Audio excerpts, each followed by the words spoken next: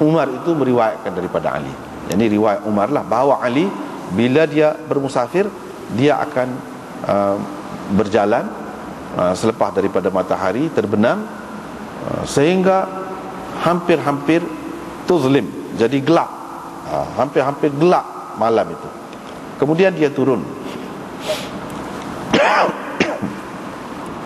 lalu bersembahyang maghrib. Kemudian dia meminta makan petang dia ataupun makan malam dia. Dia pun makanlah. Kemudian dia bersembahyang isyak. Kemudian dia yartahil, berangkat pula. Wa yaqulu, dan dia berkata, beginilah Rasulullah sallallahu alaihi wasallam lakukan. Uthman meriwayatkan daripada Abdullah bin Muhammad bin Umar bin Ali, saya telah mendengar Abu Dawud berkata, ini kata anak murid Abu Dawud ini, iaitu Abu Ali Al-Lu'lu'i.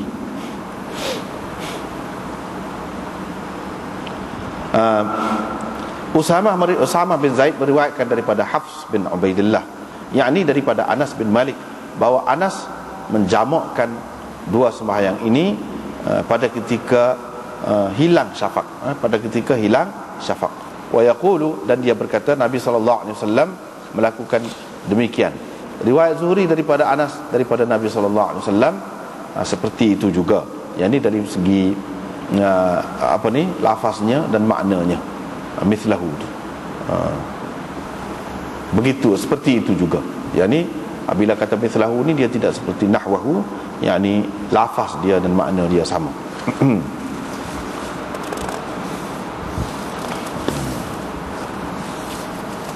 Sekat tu saja.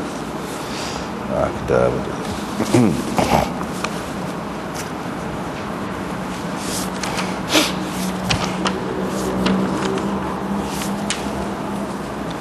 bab at-tatawwu' fi safar. Imam Abu Daud nak bincangkan tentang sembahyang sunat dalam perjalanan.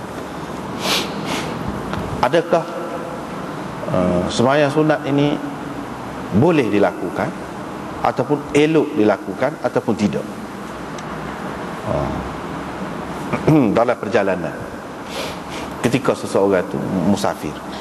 Mula-mula sama kita kena ingat, kalau Abu Daud ini, kalau kita baca kitab Abu Daud ni, kena ingat dalam tiap-tiap bab tu tujuan dia, maksud utama dia ialah nak bawakan dalil ataupun hujah bagi masing-masing imam ataupun mujtahidin.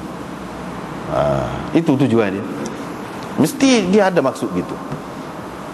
Itu maksud utama. Kalau adalah setengah-setengah tempat tu tidak ada waktu, itu jarang. Kebanyakannya maksud dia gitu. Hadis ni mula-mula dia mari ni, dia nak cerita boleh sembahyang. Ada sembahyang sunat di dalam perjalanan ni, ada selain daripada sembahyang fardu. Inilah kalau cerita daripada Bara' bin Azib. Dia kata, aku ikut Nabi SAW dalam 8 belah perjalanan. Tidak pernah aku tengok Nabi SAW ni tinggal 2 rakaat. 2 rakaat bila matahari tergelincir. Jadi sebelum dia buat zuhur dia tu, dia mengerjakan 2 rakaat ni dulu. Maknanya adalah sembahyang sunat. Itu kalau kita tengok hadis yang pertama. Kalau kita tengok hadis yang kedua pula, riwayat daripada Ibnu Umar. Nampak dia tak kena, dan dia kata tak ada. Dia ikut sekali dengan Nabi SAW dalam perjalanan, tak ada lebih daripada 2 rakaat. Mana kalau sembahyang ada qasar je lah, yakni zuhur 4 rakaat tu, dia sembahyang 2, tak ada lebih, tak ada tambah daripada itu. Kalau asar pun begitu juga, isyak pun begitu juga, yakni tak ada menambahkan lebih daripada 2 rakaat tu. Yakni hak zuhur 2 rakaat, asar 2 rakaat, isyak 2 rakaat, tak ada lebih. Abu Bakar pun lagu tu juga, dia kata dia ikut seumur, tak ada. Yang ni sembahyang hak fardu tu saja. Sayyidina Umar pun lagu tu juga, tak ada lebih 2 rakaat tu. Sayyidina Uthman pun lagu tu juga, tak ada lebih. Siapa mati?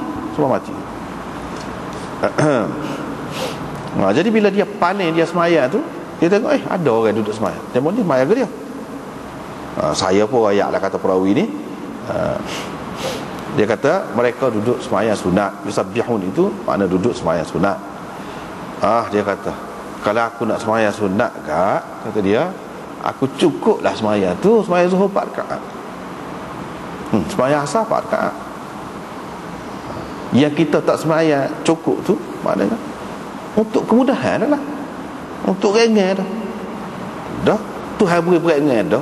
Nabi SAW ajar kita peringan dah. Untuk apa pula kita susah-susah tambah tu? Jadi tidak ada ringan lah. Jadi banyak jugalah. Begitu. Maknanya dia tidak kena. Dia tidak kena. Lepas tu dia pun kata laqad kana lakum fi rasulillahi uswatun hasanah. Tak apalah tu. Maknanya tengok, dia mari dua kan tu. Sama-sama dia mari dua gitu. Bila dia mari dua, kita kena tengok. Kalau Imam Muslim hak kuat di sisi dia tu hak mula-mula tu, lepas tajuk tu mula-mula 2 3 hadis. Kalau banyak hak ujung tu tak apa kuat. Hak ujung tu. Tapi kalau Abu Daud ni tak mesti gitu. Dalam Tirmizi kau apa tak mesti gitu. Boleh jadi hak lebih kuat bagi dia, iaitu hak disebut kemudian. Boleh jadi hak lebih kuat bagi dia tu hak disebut dulu. Boleh jadi. Waktu kita kena tengoklah. Tengok keadaan lah. Dia tidak ada ketetapan dalam Abu Daud. Kita boleh tahu daripada cara dia kemukakan itu. Cara dia kemukakan.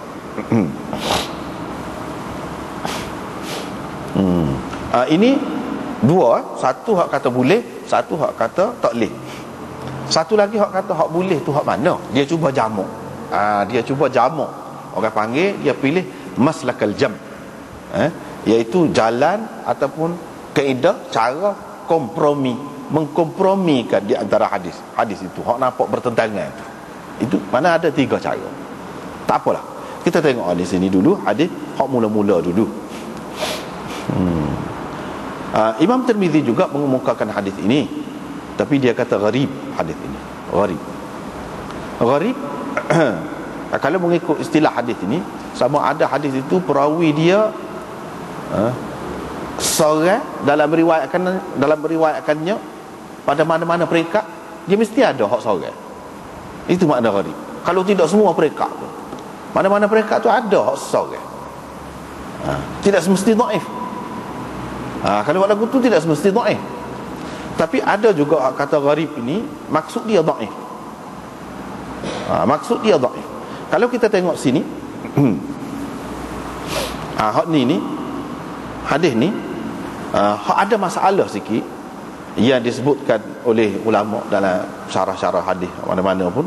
Dalam syarah hadis kita ni pun, Badrul Majhud ni pun dia sebut ada masalahnya, iaitu Abu Busrah Al-Ghifari, iaitu perawi yang mengambil daripada Bara bin Azib.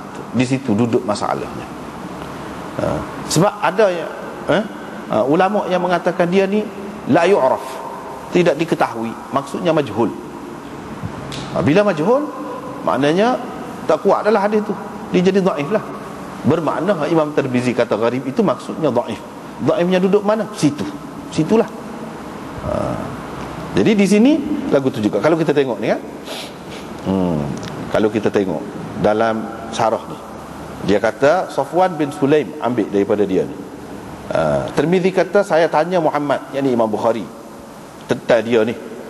Falam ya'rifu, Imam Bukhari tak kenal dia, kecuali tak tahu hadis ni kecuali daripada hadis Laith bin Sa'ad.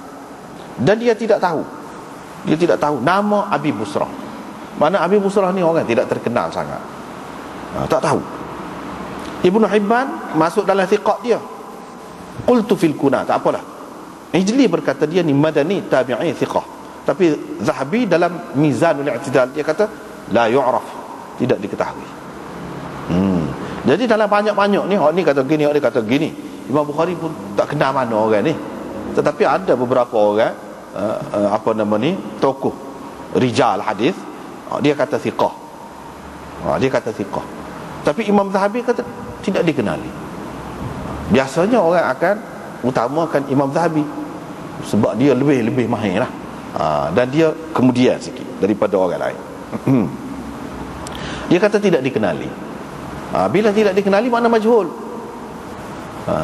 Nak hilang jahalah ni, kurang-kurangnya perawi daripada dia tu kena 2 orang. Sedangkan hak ni hak ambil daripada dia ni